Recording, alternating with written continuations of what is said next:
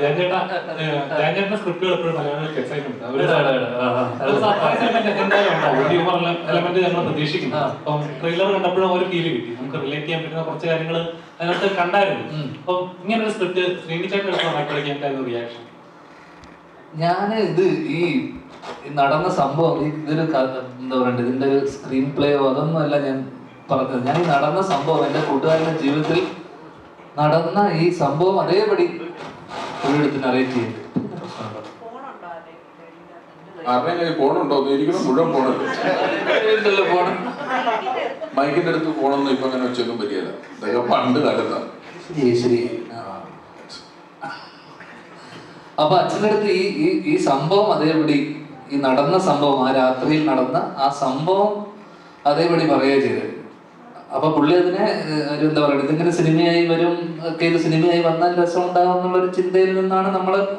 അപ്പൊ ഞാൻ ചോദിച്ചു, ഇതില് എന്റെ അച്ഛനായിട്ടാണ് അപ്പൊ അച്ഛൻ അഭിനയിച്ചിരിക്കുന്നത്, അപ്പൊ അതിനകത്ത് ഒരു ചെറിയൊരു വേഷം ഉണ്ടെന്ന് ചോദിച്ചാൽ പുള്ളി സന്തോഷത്തോടെ വന്ന് ചെയ്തു തന്നു. അത്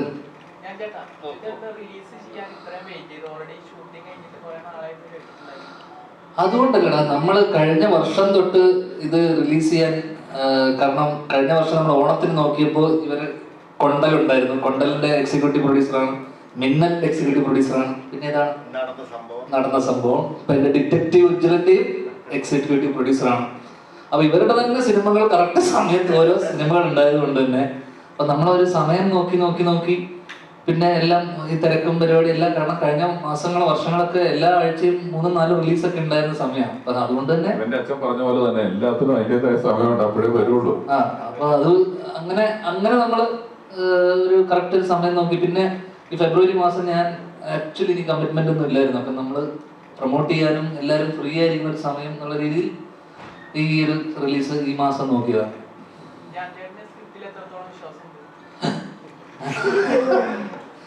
അങ്ങനെ വിശ്വാസം വെച്ച് നമ്മള് വിശ്വാസത്തിന്റെ പുറത്താണല്ലോ നമ്മളിത് സിനിമയാക്കിയത്. സിനിമയാക്കിയത് അന്നൊരു വിശ്വാസം ഉള്ളതുകൊണ്ടാണല്ലോ. പിന്നെ ഇത് നമുക്ക്, ഞാൻ പറഞ്ഞില്ല, ഇത് സിനിമ നമ്മള് ഒരു കഥ ഇഷ്ടമായി നമുക്കൊരു എല്ലാവരോടും പറഞ്ഞ് ഇഷ്ടമായതിനു ശേഷം ഇത് ഏത് ഘട്ടത്തിൽ വേണമെന്ന് പാളിപ്പോ മനസ്സിലായി. ഇത് ഷൂട്ട് ചെയ്യുന്ന സമയത്ത് നന്നായി ഷൂട്ട് ചെയ്ത് വരണം, ഇതിന്റെ ബാക്കിയുള്ള എല്ലാ സാഹചര്യങ്ങളും ഒത്ത് കറക്റ്റായിട്ട് വരണം, നല്ല പെർഫോമൻസ് വരണം. നമ്മളിപ്പോ കാസ്റ്റിംഗ് അല്ലെങ്കിൽ ഇതൊക്കെ ഭയങ്കര ഇമ്പോർട്ടന്റ്. ഇപ്പൊ ഞാൻ രമേശ് ഏട്ടനെയും ധർമ്മേട്ടനെയും വെച്ചിട്ടാണ്, ഇവരുടെ കോമ്പിനേഷനാണ് ഞാൻ ആദ്യം പിടിക്കാൻ വെച്ചത്, ഈ പോലീസുകാരുടെ. അപ്പൊ എനിക്ക് ഇവരെ ഓഫ് സ്ക്രീൻ അല്ലെങ്കിൽ ഇവരുടെ സ്റ്റേജ് ഷോസും അല്ലെങ്കിൽ ഇവരുടെ ബഡായി ബംഗ്ലാവിലെ പരിപാടി എനിക്ക് ഭയങ്കര ഇഷ്ടമായതുകൊണ്ട് അപ്പൊ ഞാൻ ആദ്യം ആലോചിച്ചപ്പോൾ ഇവർ ഓൺ സ്ക്രീൻ വരുമ്പോൾ ഭയങ്കര ഒരു കെമിസ്ട്രി ഉണ്ടാവുമല്ലോ എന്ന് വെച്ചിട്ട് ഞാൻ അങ്ങനെയാണ് ചിന്തിച്ചിരുന്നത്. പിന്നെയാണ് രമേശ് ഏട്ടനും അജുവും ഒരു കോംബോ വരുവാണെങ്കിൽ എങ്ങനെ ഉണ്ടാവും. അപ്പൊ ഇവര് ഫസ്റ്റ് ഡേ തന്നെ നമുക്ക് ഓൺ സ്ക്രീൻ ചില ആൾക്കാർക്ക് ഒരു കെമിസ്ട്രി ഉണ്ടാവില്ല, ഒരു ഗിവ് ആൻഡ് ടേക്ക്. അപ്പൊ ഇതൊക്കെ കറക്റ്റ് ആയിട്ട് വരണം. ഇതിൽ ഏതെങ്കിലും പാളിപ്പോയി കഴിഞ്ഞാലും ഇതൊന്നും കറക്റ്റ് വന്നില്ലെങ്കിൽ നമ്മൾ വിചാരിച്ച പോലൊന്നും പരിപാടി വർക്കാവില്ല.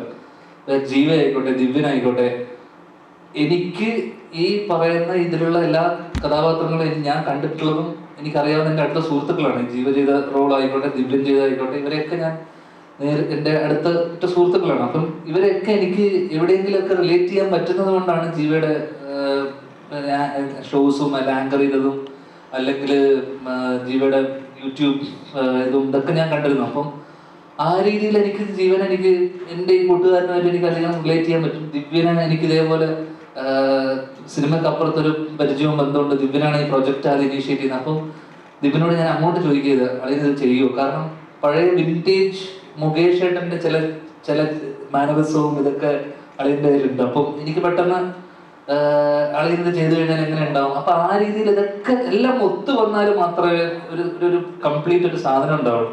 ആ രീതിയിൽ പെർഫോമൻസ് വൈസ് എനിക്ക് തോന്നുന്നു എല്ലാവരുടെയും മികച്ച എന്ന് വെച്ച് കഴിഞ്ഞാൽ ഞാൻ വിചാരിച്ചതുപോലെ നമ്മൾ ആർട്ടിസ്റ്റ് പെർഫോമൻസ് ഉണ്ടല്ലോ, എന്നാൽ പോലും നമ്മൾ ഷൂട്ട് ചെയ്ത സമയത്ത് നമുക്ക് ചില റെസ്ട്രിക്ഷൻസും കാരണം നമ്മൾ ഷൂട്ട് ചെയ്ത സമയത്ത് കുറച്ച് ഇഷ്യൂസ് ഒക്കെ ഉണ്ടായിരുന്നു. പക്ഷെ അതൊക്കെ നമ്മൾ സോർട്ട് ചെയ്ത് പോയി. പക്ഷെ ആർട്ടിസ്റ്റ് പെർഫോമൻസിൽ ഭയങ്കര ഹാപ്പിയാണ്, ഭയങ്കര വിശ്വാസമുണ്ട്. ഇവരുടെയൊക്കെ ഒരു കരിയർ ബെസ്റ്റ് എന്നൊക്കെ പറഞ്ഞാൽ രമേശ് ചേട്ടൻ എനിക്കൊന്ന് കപ്പൽ മലയാളിക്ക് ശേഷം രമേശ് ചേട്ടൻ്റെ കരിയർ ബ്രേക്ക് ആയിരിക്കും ഈ സാധനം അല്ലേ. കപ്പൽ മുതലാളി കണ്ടിട്ടാണ് ഇത് കാണുന്നതെങ്കിലല്ലേ നിങ്ങൾക്ക് ആരാധന തോന്നും പുള്ളി. ഇവിടെ പക്ഷെ ഇപ്പൊ അന്നൊക്കെ സിനിമ ഇറങ്ങുമ്പോൾ ഇവനെ പോലെ വന്നിരുന്ന് തള്ളാനുള്ള സൗകര്യങ്ങളില്ലായിരുന്നു. അതാണ് അതിന്റെ ഒരു പ്രധാനപ്പെട്ട പ്രശ്നം. അന്ന് പത്രത്തിൽ ഭയങ്കര വിലയാണ് ഒരു കാലടി പരസ്യം കൊടുക്കുന്നതിന് തന്നെ. അങ്ങനെ കൊടുത്തിട്ടുള്ളതാണ്. പണിയെടുത്തത് അതെയാണ്. നീ കാരണവർക്ക് പ്രൊമോഷൻ കൊടുക്കുക. അപ്പൊ നേരത്തെ ചോദിച്ചത് വിശ്വാസം ഉണ്ടോന്ന് വെച്ച് കഴിഞ്ഞാൽ എടാ നല്ല എഴുതാടാ, വിശ്വാസമുണ്ട്. ആ ആ